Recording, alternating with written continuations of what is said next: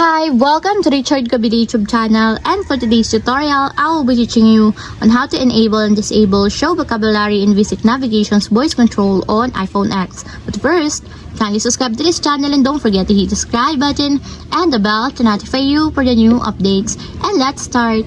Using your iPhone X from your home screen, first go to Settings. Then in the Settings, scroll down and find the Accessibility and then tap. Then in the accessibility, scroll down again and go to physical and motor section and then tap the voice control.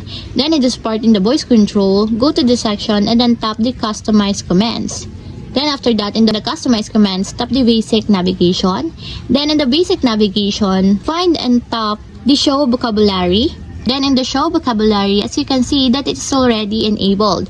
But you have to turn on and activate the switch button located on the side of confirmation required to fully enable the show vocabulary in your basic navigation until it becomes green. And if you want to disable or turn off, just tap again the switch button just like this. And that's it, we have successfully enabled and disabled show vocabulary and basic navigation's voice control on iPhone X. If you have a question, can comment down below and don't forget to hit the subscribe button and the bell to notify you for the new updates. And thank you for watching!